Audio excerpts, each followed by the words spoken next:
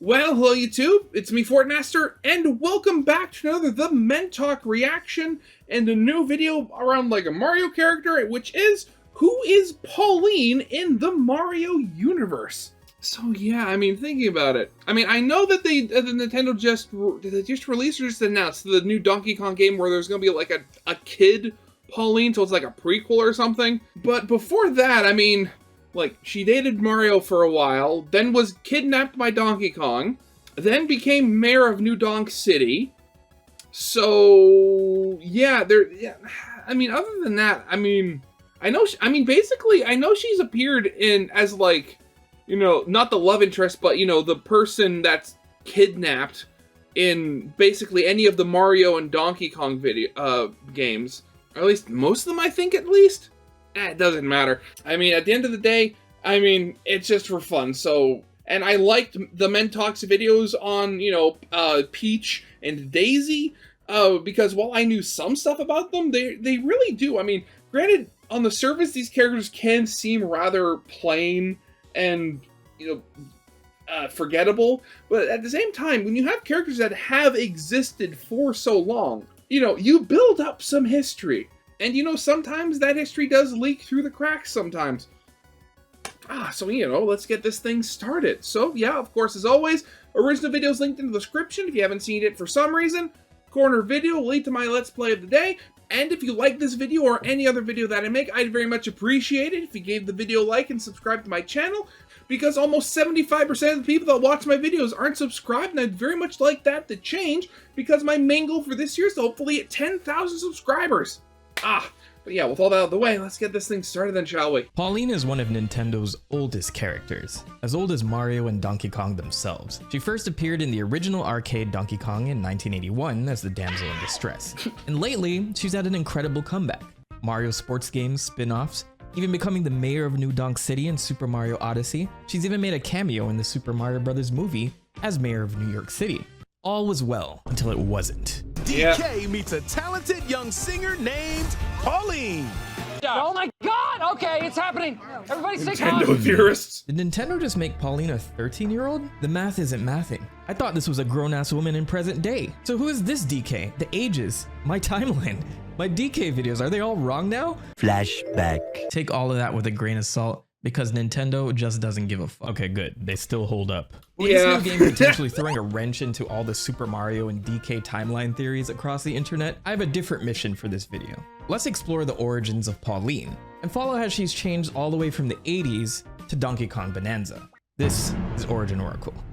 Because again, like, I did hear that this was supposed to be a prequel or something, so I have no idea how it's supposed to fit into whatever hypothetical DK and Pauline timeline you try to create, because again, Nintendo doesn't care.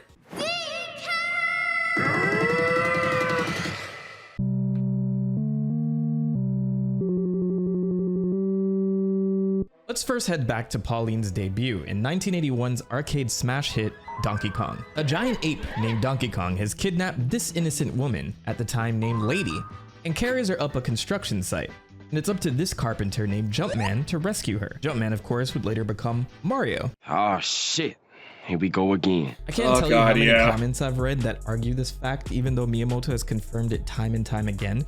Jumpman is in fact Mario. It's the same person. Mario Jumpman Mario. Until further notice. So armed with a joystick and a single jump button, it's up to the player to guide Jumpman up the construction site, dodging obstacles to reach the top where Donkey Kong awaits. While the plot is simple, Donkey Kong was one of the earliest games that used cutscenes to advance the plot. So in the grand scheme of things, this title pioneered the idea of giving the player motivation through in-game scenes. But there were deeper plot points that weren't obvious. Which, I mean, when you think about it, especially given when it was made, like, this was a coin-operated arcade game. You'd want people playing it as often and as quickly as possible to rack up those tasty, tasty quarters. During gameplay. These three main characters were designed by Shigeru Miyamoto, the graphic designer for the Donkey Kong project, who would go on to be a producer of many of Nintendo's hit series like Super Mario and Legend of Zelda. He stated in an interview that the story of Donkey Kong is about Donkey Kong being Mario's pet, kidnapping and escaping with his girlfriend. The intention was that Donkey Kong was not a nemesis, but just a gorilla Mario kept who ran away. Quite questionable activities for Mario having a pet gorilla. But Yeah. this story gives us some key info. Mario and Lady are an item. We'll unpack that later. Donkey Kong was initially planned to be a Popeye game for arcades, but Nintendo failed to get the license, so they had to create their own characters, modeling Jumpman, Donkey Kong, and Lady after Popeye, Bluto, and Olive Oil respectively. Which is weird because, I mean, you know, the whole thing with Popeye is that, you know, he punches. He's, you know, spinach, strong, you know, he has gigantic forearms. I don't it's weird, the idea of, you know, a game where, you know, Popeye's main gimmick is jumping. Now, you know, Bluto kidnapping Olive Oil, you know, I can totally understand that. As you can see, the original artwork of Lady is pretty different from the Pauline we have now, depicted with blonde or orangish hair in Miyamoto's original designs. Which is funny, because if you go back to, like, the actual, like, pixel art in-game, her hair is orange, which is closer to the red hair she now has. She was depicted in her standard red dress, but in-game they colored it pink, which makes me wonder if this was to differentiate her colors a bit from Mario. The I believe it. localization of Donkey Kong had a different illustration of Lady though. With Xavier Leslie Cabarga as the designer, Oh, that's his a name. rendition took inspiration from Betty Boop, just with a smaller head, while Mario and Donkey Kong remained Yeah, that's not I mean, you know, say what you will, but that having a smaller head than Betty Boop is not a hard thing to do. inspired by Popeye and Bluto. And originally the game was supposed to include Lady screaming out for help in English, with them using a voice synthesizer to have her yell, "Help! Help!" at the beginning and "nice" whenever Mario Really? completed a successful jump. That's my best Pauline impression. Nice. But after asking an English teacher to listen to the lines, she stated the pronunciation wasn't great, and initially interpreted it as Lady yelling, "Kelp." Okay, I see her point. I mean, that could also just be a limitation of the technology. I mean, you know, you know, whatever the proper word is, you know, was in its infancy. Bell Electronics presents B-17 Bomber. B-17 Bomber. Miyamoto later said, quote, "We couldn't change the pronunciation at that point, so we stopped her from talking and changed help to Donkey Kong growling and nice to Miyamoto has credited these catchy sounds as being a big part of what drew people to the game at the arcade. But what about the name Pauline? When did that come about? Well, that was also something established by the US marketing machine. The character was Lady until the name Pauline started appearing in corresponding Donkey Kong coloring and activity books in 1982, released by Modern Promotions. Nintendo would later confirm that Pauline was named after Polly James, the wife of Nintendo of America's warehouse manager at the time. Well, okay then. Wow. Man, all these little things, like, again, like Bowser and, like, Kirby, all these names. Also, just wondering, like, again, like, it's funny how, I mean, granted, I am, you know, in the English market, but it's amazing how, you know, much the English market shaped early, you know, like, Nintendo, and also didn't, because, again, you get that whole, like, inconsistency with Peach and Princess Toadstool in the early games that was just kind of quietly swept to the side. Don James. But former president of Nintendo of America, Minoru Arakawa, named the character mistakenly, thinking that James's wife was named Pauline and not Polly. Knowing me, I'd be anxiously thinking about this mistake randomly at 3 a.m. for the rest of my life if I were him. But with the name Pauline selected, they began using it in Donkey Kong merchandise, like those activity books. And these books not only address her as Pauline, but also have some of the earliest depictions of her being a singer who works at an amusement park known as Videoland Amusement Park, singing for guests during what's known as the Big Show. She's the animal caretaker for the park as well, while Mario works as a carpenter. It was a deep admiration for Pauline, but Okay, so that's where the whole thing, you know, of her, you know, being kidnapped by Donkey Kong then comes from, because she actually hung out around him. Is unable to express it. All of this takes place before DK breaks out of his cage, kidnaps Pauline, and sets up the events of the game. Also, my gosh, this Mario design. Bald Seeing Mario, Pauline is yeah. depicted as a performer both in Super Mario Odyssey and as a teenage singer in Donkey Kong Bonanza.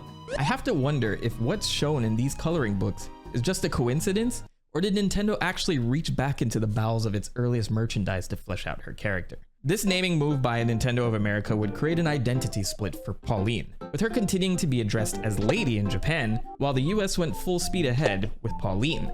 Again, we're getting another Peach and Toadstool situation here. And with Donkey Kong being such a massive success in America, this didn't just end with the arcade title. I'm talking a portable Game & Watch version, cartoons, merchandise, Wait, there was a cartoon? Really? music albums, It's a sure bet when you trust in Mario. All right, on. He got that job done, and now he's smiley, oh. the words What was the budget for making that thing? Like $10? Like what? That was horrible. success is an understatement, and this would be Nintendo's first major step in becoming a regular household name. Pauline's biggest role after Donkey Kong would be in the 1983 animated television show Saturday Supercade.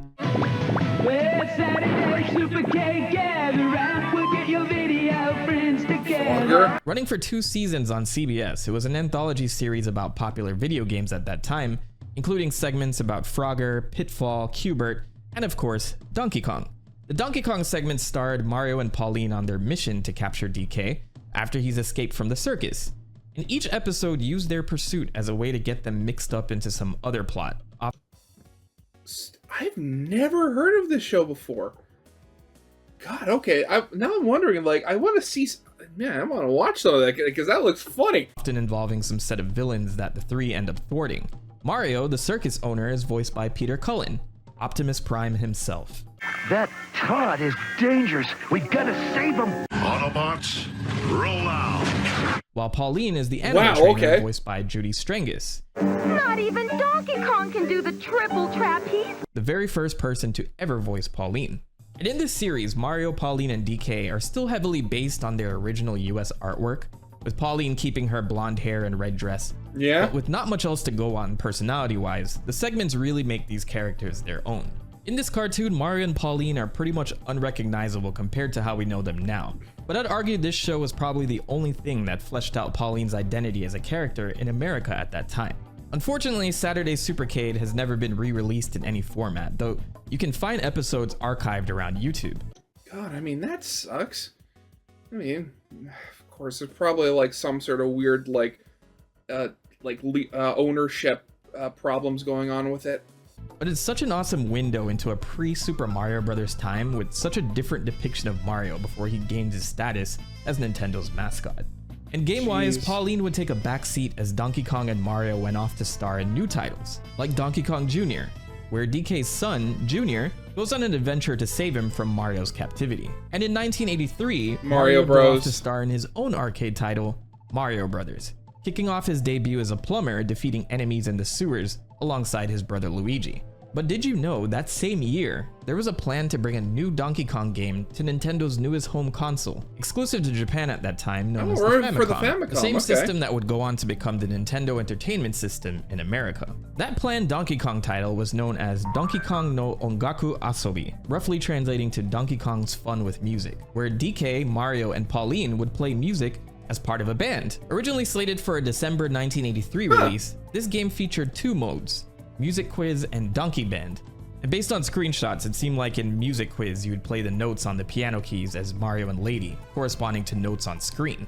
Donkey Band is even more interesting as it would have had karaoke-style gameplay, allowing players to sing into the controller's built-in microphone, with DK on bass, DK Jr. on drums, Mario on piano, and Pauline handling the vocals. Man, what is it? Like, I'm only just now realizing how, like, seemingly often music is connected with Donkey Kong. Because of course you have, like, the newest game, but then even further back, like, oh god, what was the name? It was like Donkey Kong. Oh, I'm forgetting the name. What was the game with the for like the GameCube with like the bongos?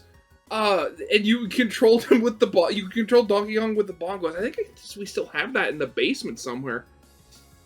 And then, like, going this far back, again, more music. A really weird connection I never noticed before. Once again showing her off as a singer. This seems baked into her DNA as a character. You think they had Cranky Kong play the bass in Tropical Freeze because of this game? It's probably a stretch. Unfortunately, Donkey Kong no Ongaku Asobi was cancelled due to Nintendo not having the proper rights to the songs used in-game. But it's crazy to think how forward-thinking this game was, over 20 years before the days of Guitar Hero and Rock Band. As for Pauline, she'd make minor appearances in games like Pinball in the bonus stage, where Mario has to unstuck her from the top of the board. And Donkey Kong Classics, released in 1988 for the NES, which I don't really count since it's just a re-release of Donkey Kong and Donkey Kong Jr. As time went on, Donkey Kong and Mario continued to branch out into their own series. Nintendo would cement their place in the market with the release of the Nintendo Entertainment System in America in 1985, launching with Mario's official breakout title, Super Mario Bros. But something was different. There was a new damsel in distress in this game. Princess Peach! Or as they called her in America at that time, Princess Toadstool. And on top of that, she was kidnapped by a new nemesis, a dragon, Bowser, king of the Koopa tribe. But this was not Pauline. Pauline was left behind, replaced by a whole-ass princess in a fantasy world called the Mushroom Kingdom. Can you believe this? Mario had moved on. Sensational. And DK must have returned to the jungle with his son, occasionally stepping out to bother the manager of a greenhouse at one point named Stanley. But I guess that wasn't too important because nobody talks about that game. But Pauline had a slight identity crisis that lingered in the air as well. After being established as Pauline in that original Donkey Kong activity book, all versions of Donkey Kong released in America referred to her as Pauline, or Mario's girlfriend. While in Japan, the latest Famicom version of Donkey Kong still called her Lady. You had manuals in Europe calling her Louise, some documentation even calling her Paula. It's clear consistency was not the priority here. Oh god, the era of like early video game publications where just everything was so fragmented and decentralized, where you could have one character with 15 different names. And whether or not Pauline was a love interest for Mario depended heavily on which manual you're reading. The original game heavily implies this, with the heart graphic appearing whenever Mario gets to Pauline. And the original American flyer published for the game even says Mario should get DK out of the way so he and the beautiful girl can live happily ever after. But allow me to continue stirring this pot. Yeah, boy. In the early 90s, there was a Super Mario manga by Kazuki Motoyama that ran.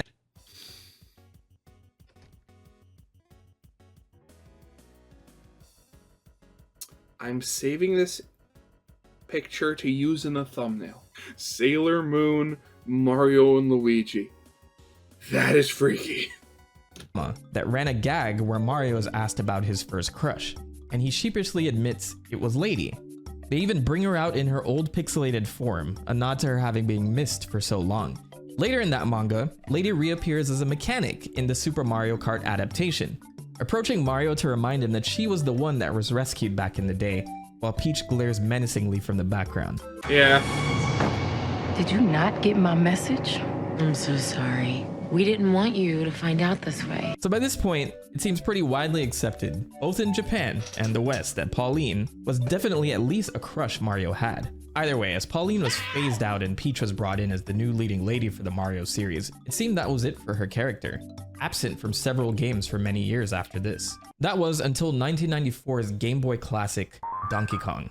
All right, son, point out the animal that did this to you.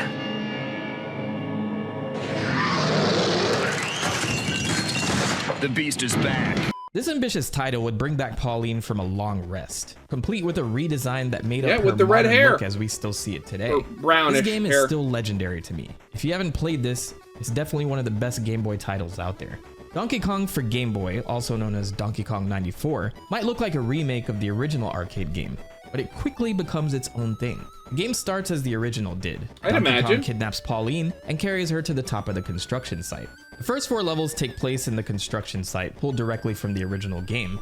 And after a familiar boss fight with Donkey Kong toward the end, Mario saves Pauline, as DK bonks his head on the girders below. But then the game just totally flips expectations. DK isn't done.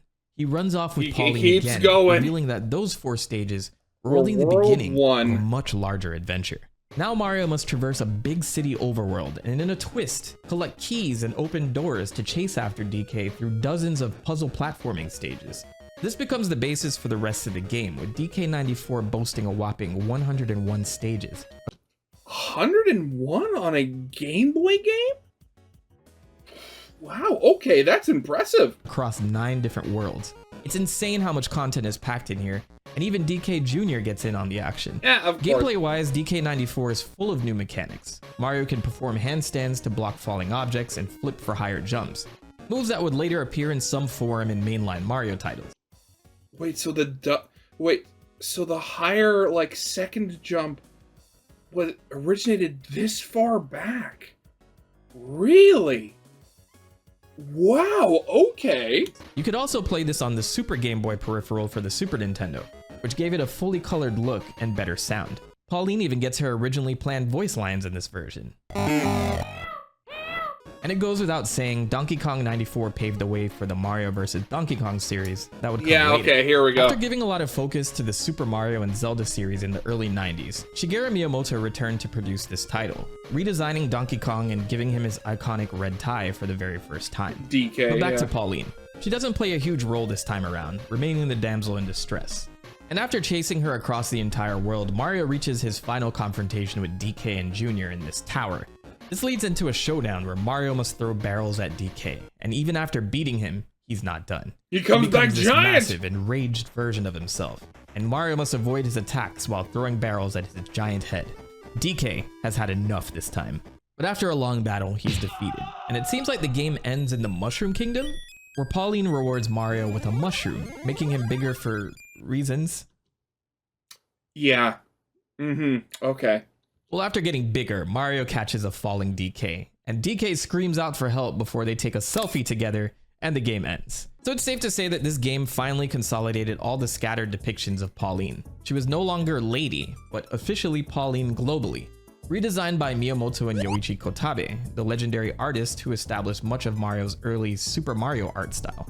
And from this point forward, Pauline is always a brunette, keeps her blue eyes and red dress, and gains her signature earrings. Miyamoto and the director of Donkey Kong 94, Masayuki Kameyama, gave an interview published in the game's official strategy guide in 1994, where they reiterated a few facts about Mario, DK, and Pauline's relationship. I'm actually going to read a bit of this verbatim because it clears the air on a lot of common questions. Really? What's the relationship between Mario and Donkey Kong? It's a long story, Miyamoto says, but from the beginning, Donkey Kong was Mario's pet. In that case, why did Donkey Kong kidnap Pauline and run off with her? He did that to get a rise out of Mario.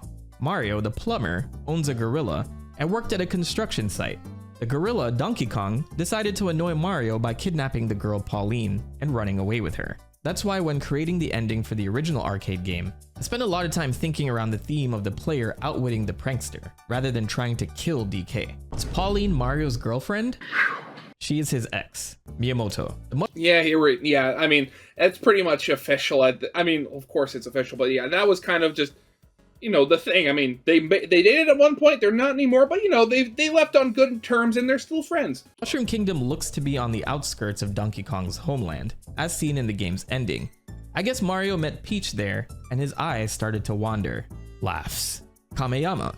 In other words, this takes place before Super Mario Bros. Later on, after Mario became famous, he probably gave Pauline the flick. She belongs to the streets. And it confirms that this was Miyamoto's intention to make Pauline and Lady the same person. And Jumpman and Mario, by the way. So it seems Japanese audiences took some time to get used to this change, with one of the Mario encyclopedias published at that time listing Pauline and Lady as two separate characters.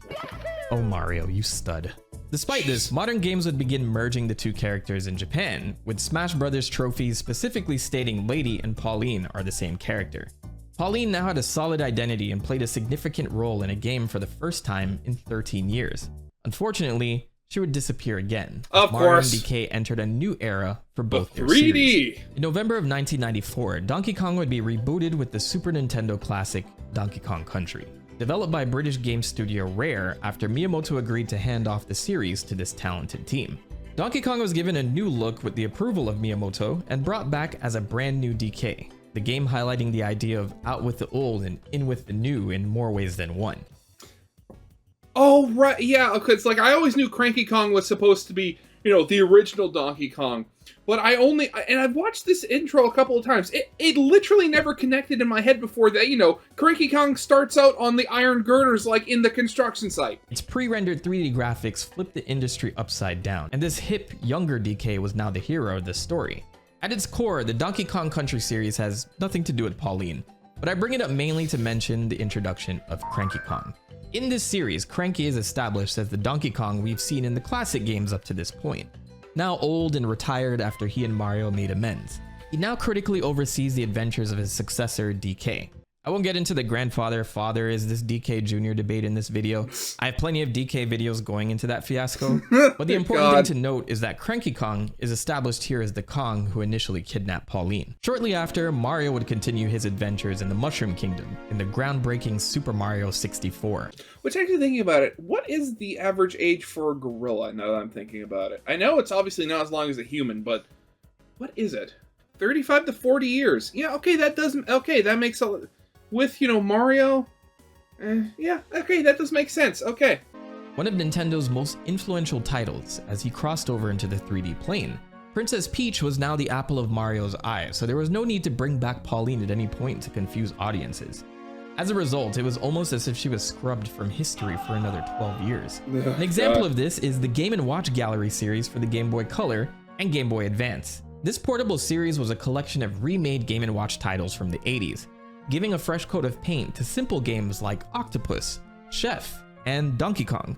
Instead of the Game & Watch models from back in the day, the Mario cast were the stars. So the original DK Game & Watch title received a remake in Game & Watch Gallery 2 for the Game Boy Color in 1997. And it used Peach You'd think instead? Pauline would be featured in this case, right? Yeah, she was fully replaced by Princess Peach. It's interesting because they used DK's old design here, so Pauline was done dirty. 2002's Game & Watch Gallery 4 for the Game Boy Advance would again feature Donkey Kong as an unlockable game, and once again, replaced by Peach. For what it's worth, you can play the classic version of the game as well, and you could argue this is Pauline, but my point stands. Overall, I mean, Pauline used to be blonde. I mean, who knows? She might have been dyeing her hair at that point in her life. Who knows? This is a really cool series that helped introduce the Game & Watch titles to a new audience. But as the years went by, Pauline was more or less a legacy character, missing from sports games and spin-offs and left out of Mario's growing cast of recurring characters. Until all of that changed in 2004, when Nintendo decided to revisit the rivalry between Mario and Donkey Kong in a brand new way. Mario vs. Donkey Kong for the Game Boy Advance, a full spiritual successor to Donkey Kong 94, and this time it stars the modern DK with totally different motivations. Well, actually, Pauline isn't in this game either, but we need to talk about it to set the stage. Yeah, of course. Donkey Kong is chilling at home until he sees an ad for Mario's latest attempt at capitalistic domination, Mini Marios. This excites DK, and wanting to get his hands on one of these, he hurries to the store to find out that they're all sold out. We've all felt this rage. So it's time for the next best thing. He breaks into the factory to steal one. Which, I mean, at the very least, you could think that maybe, you know, that might be a thing to do. The factory sets up like a factory shop where you can buy them at, you know, lower prices since you're getting them from the supplier. Or alternatively, what's been done, and actually I've kind of profited from a couple of times, is going back to like both of my DSs, like when the original and the 3DS, like we got them not used. They were initial production line rejects where like they had where they hadn't passed inspection the first time and they were sent back through to be repaired. But because of that, you couldn't sell them as perfect, so you didn't. So you basically bought them at a lower price with the excuse that you didn't get a warranty on them because they had to go back a second time. At least I think. I remember when I got my first DS, it was in like a plain cardboard box, not a decorated box or anything. Bust into Mario's factory and take his shit. Mario now must travel across multiple levels to retrieve his toys and stop Donkey Kong. And in the end, after they fight it out, Mario decides to award DK with a free Mini Mario. But don't let this gesture fool you. He can easily write this off on his taxes. Of course. This game was essentially the revival of the Donkey Kong Game Boy formula, and it would spawn its own series for Nintendo's portable consoles for years to come. Which brings us back to Pauline, who makes her return in the sequel, Mario vs. Donkey Kong 2, March of the Minis, released in 2006 for the Nintendo DS. Mario's toys were so I remember having so much fun with those. I never beat it though. I always kept getting stuck. I forget which level I kept getting stuck on. So successful, he's moved on to the next stage of his capitalist takeover, an amusement park called Super Mini Mario World, based on his successful line of minis, revealed to now have Toad, Peach, and DK as part of the set. The game opens at the ribbon cutting ceremony, where Mario And there's awards Pauline. his ex-girlfriend, his guest of honor, Pauline, with a mini Mario toy. And can I just say how shady this is? Like, Mario and Peach aren't confirmed to be an item whatsoever, but it's just funny. Well, I mean, they're not confirmed, but at the end of the day, Peach does seem to be kind of stringing Mario on just a little bit. I mean, if, Super Mario Odyssey is anything to go by. After all of these years, Pauline is the first person he thinks to cut the ribbon on this place. Anyway, Donkey Kong is infatuated with Pauline and offers her his mini DK, but she only has eyes for the mini Mario instead. And in his rage, he snatches Pauline away. And Mario is like pissed. Something was definitely going on between them here. I don't care what Nintendo says. So in a twist of gameplay, I mean, you never know. I could potentially see it as at this time she may already be the mayor of the city. So I mean, if you're having like a giant amusement park opening up in the city, something that could bring in a lot of tourist revenue, you might have the mayor there as just as a form of celebration. Who knows? Mario now uses his minis to help him go after DK. I guess he didn't think DK was worth the trouble of using his own two hands for this fight. He literally beats Donkey Kong by throwing minis at him at the end of the game. Poor DK. Perfect. A gasping Mario tracks down Pauline. I mean, he is heaving in this cutscene. Yeah, that brother's starving. And he finds her well taken care of and showered with gifts this whole time by Donkey Kong. DK is sad, but the whole situation is okay because Pauline takes his mini DK and shows it some love.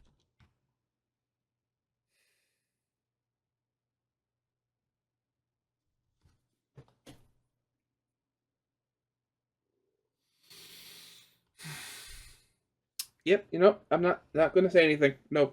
That sounds suggestive. So that's it. Everyone is happy, so why the hell is there another Mario vs. Donkey Kong game?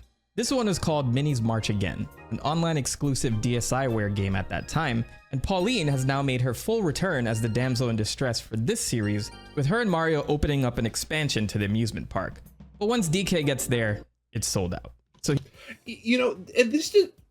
all this tells me is that DK needs to learn to get places sooner, because he is just perpetually late. He kidnaps Pauline. Mario just needs to start setting aside things for DK to avoid a whole game's worth of trouble. And at this point, the game commits to the whole gameplay style of Mario using his minis to get through all of these obstacles. And it ends with DK, Pauline, and Toad all just chilling together in a room, and they reveal that all of the events of the game were just to test out the mini Marios. I guess the good news is they passed. So they all seem to have a good relationship now. That must have ended this series, right? Miniland Mayhem released in 2010 for the Nintendo DS.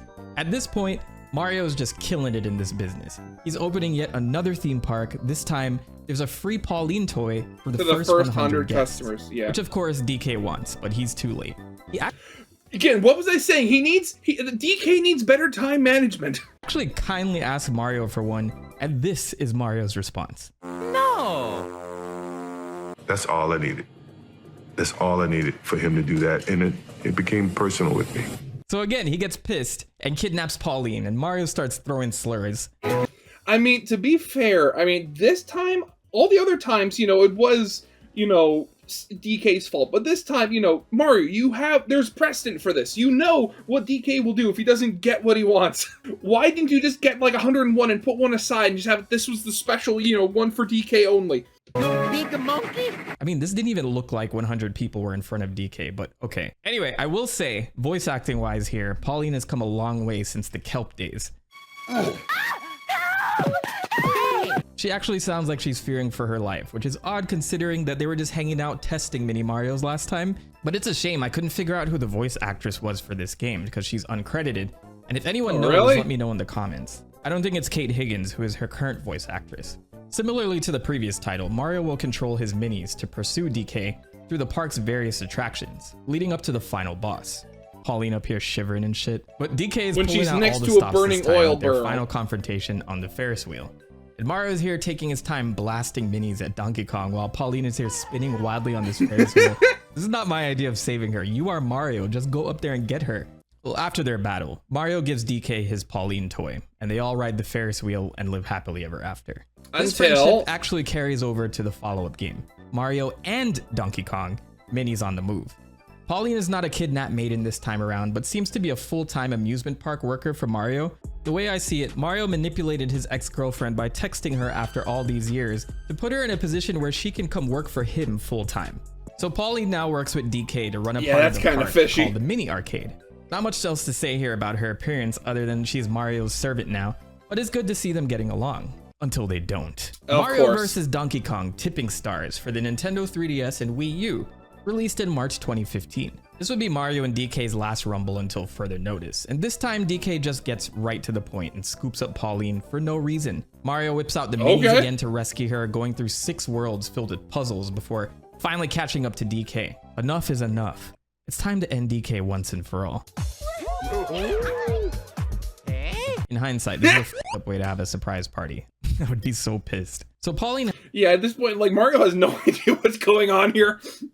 Had quite a run in these games, but honestly, not much has changed since her original appearance. She was still a damsel in distress, and it seemed like she was mostly there for nostalgia. But Nintendo would move forward to include Pauline in a much bigger way by playing a larger role in Mario's next mainline title, Super Mario Odyssey. Here we go, off the rails, but you know it's time to raise our sails. It's freedom like you never knew. Man, it's crazy to think this game is 8 years old now, my gosh. Mario must travel the world alongside his new hat companion, Cappy, to stop Bowser from forcing Princess Peach to marry him. And one stop along the way is New Donk City. It's a huge metropolis in what's known as the Metro Kingdom. But New Donk City is dripping with references to the original Donkey Kong arcade game, a mainline title that really leaned into Mario's roots. And it's heavily implied that the original events of Donkey Kong occurred in this town. You've got construction girders, retro signs, and even billboards with Pauline's original lady design all over the place. Oh, I didn't see that. I remember this was such a welcome surprise. The mayor of this sprawling metropolis is none other than Pauline, who could have been mayor this whole time for all we know, but she's unable to welcome Mario properly because Bowser unleashed chaos throughout the city to advertise his wedding. Mario does a bit of cleanup and saves it from the immediate danger while restoring its power. And after Pauline gives her thanks, she mentions an upcoming city festival happening. She's described as an old friend in this game, but we know what went down. And as Mario spends more time in New Donk City, he helps Pauline rebuild her band for the festival, leading up to his attendance as the guest of honor. The whole thing is a retelling of the events of Donkey Kong, while Pauline performs the theme song of the game, Jump Up Superstar, with her restored band. Voiced by actress Kate Higgins, who's known for playing roles like Sakura from Naruto and Tails from Sonic the Hedgehog at one point, she's actually the singer of this song as well. It's such a catchy one too, and just a refreshing song to hear in this series overall. And it's nice to see them fully lean into her roots as a singer. Producer Yoshiaki Koizumi, one of my favorite minds at Nintendo, known for Super Mario Galaxy and writing the story for Link's Awakening, was the driving force behind Pauline's return. He participated in an Ask Me Anything on Reddit regarding Super Mario Odyssey many years ago, to which someone asked, "What drew you into bringing Pauline back into the mainstream Mario game after all these years?" To which he responded, "When we were deciding which kingdoms to have in the game, we knew we wanted the city environment, and we wanted something that would have resonance with players. We knew that players know Pauline, so we of course wanted to make her the mayor of New Donk City. It's important to note that though they are called kingdoms, they do not necessarily have royalty, and that's why she's the mayor." I've always kind of interpreted it as, kingdom is just, this world's version of calling an area a country. Also in this AMA, he reveals they came up with Jump Up Superstar while developing Pauline's character. As we were developing Pauline more as a character, we know that she was going to be interested in jazz. It was interesting for us to have the first song in a Mario game with vocals. Have you guys been finding yourself singing it? Yeah. One other interesting thing about Pauline is that she's able to quiz Mario about herself during the post-game content, to which we find out silly facts like her hobby of taking walks and her hat being her most prized possession. But one question she asks stuck out to me. Which of these things did I actually do a long time ago? To which the answer is captured by ape, which is technically not something you do, Pauline. But she says to Mario, "I knew you'd remember. It was traumatic at the time, but it helped make me the person I am now." Odyssey did a lot of things to legitimize Donkey Kong as part of the Mario canon, and I'm here for it. But this one appearance opened the floodgates for other Pauline appearances, and she stopped being a stranger. Featured in sports games like Mario Tennis Aces and Mario Golf Super Rush, and Mario Strikers Battle League. She joined the Mario Party with the latest title, Super Mario Party. Oh, really? Jamboree. I didn't know she was in there. She got added to the Mario Kart roster in Mario Kart Tour for mobile devices. Man, it's funny just how, you look at how the designs kind of change, from game to game. And, like, you look here, and, like, in Super Mario Odyssey, like, she was almost twice the height of Mario. Because, like, it was funny how, like, comically small Mario was compared to the normal humans. And yet here you have her in a Super Mario Party. And she's, like, on a similar height to Peach, which, you know, granted, is still taller than Mario. But now it's only, like, a head taller than Mario, as opposed to being literally, you know, being, like, a different species altogether. And she got added to the Mario Kart roster in Mario Kart Tour for mobile devices and in the Booster Course Pass for Mario Kart 8 Deluxe. And also, I mean, granted, I will say, I do appreciate that they actually, like, kept her, you know, curvy. I did not in, like, a sexual way or anything, but, like, a little thing that I noticed is, I mean, and this was kind of spurred on by, you know, what they've done to Rogue in the newest Sonic game, I forget what it's called, but, like, there's a whole thing of, like, desexualizing women, and, like, to the point where it's just unrealistic. I mean, I'm not saying, you know, obviously, like, oh, everything has to be porn or anything, but at the end of the day, I mean, like, what's the whole, like, point of, you know, celebrating different body types when you see, like, certain types of media where everybody has the same body shape? Where, like, here, you have, like, of course you have, like, people of all shapes and sizes here, and, like, it's just treated as normal. They're not, like, they're, you know, it's just normal. It's just a thing. I have an hour-plus video on Mario Kart that needs some love, by the way, if you have any interest in that topic. So with her officially brought back into the Mario roster, it was only a matter of time until we saw her again in the next mainline title for the newly released Nintendo Switch 2. Oh look, there she is right from the jump in Mario Kart World. Amazing. Welcome back to the squad. Oh, no new Mario game announced? Yet DK is coming back, complete with a brand new model and in a 3D environment once again. He can smash everything? This is Donkey Kong Bonanza, a huge revival for the DK series with the Which actually, wait, thinking about it, which DK is this? If Pauline is a child here, is this actually, and given that, you know, DK's wearing a lot more clothes than he normally is, who's to say this isn't, you know, Cranky Kong DK and not modern DK? The last mainline title being Donkey Kong Country Tropical Freeze, released for the Wii U back in 2014. This one is bringing a new formula to the forefront, with members of the Super Mario Odyssey development team contributing to this game. This would be the first DK game developed by Nintendo's internal teams since Donkey Kong Jungle Beat in 2004. Jungle Beat! That was the game where you played with the bongos! Thank you! This game was suggested by none other than Yoshiaki Koizumi, who wanted the Mario Odyssey team to take a stab at Donkey Kong as well. With some consultation from Miyamoto, they focused on gameplay mechanics surrounding DK's big arms. One of the programmers on the team was playing around with something called voxel technology, a technique used to create chunky 3D looking environments utilized in moments where you can see Mario plow through snow in Super Mario Odyssey, for example. So you just use that to make the literal entire world for Donkey Kong, since he's all about smashing and breaking stuff. And that idea ended up becoming the core of this new game.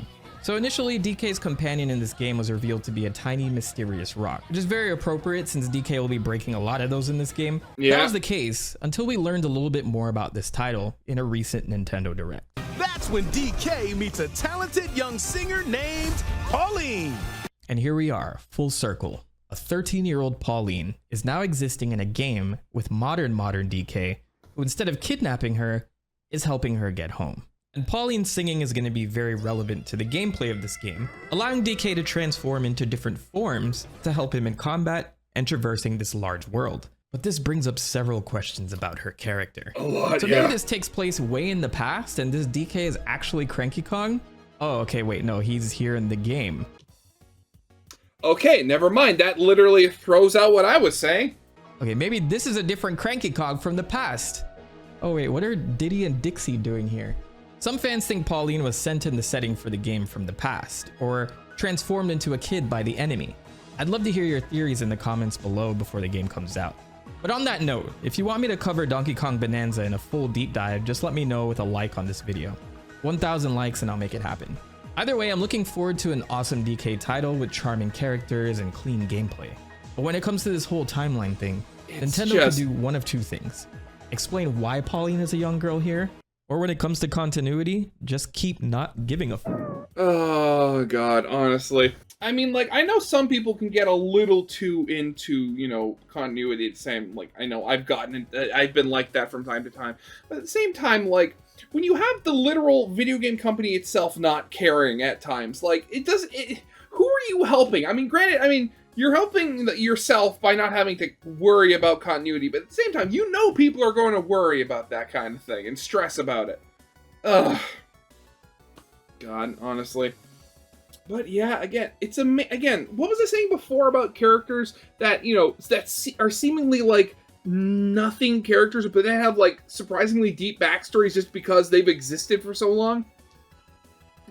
Again, really wonderful. But yeah, that's definitely going to be it for now. So yeah, I hope you guys liked. If you did, leave a like, subscribe if you have not, and I'll see you guys next time. Goodbye.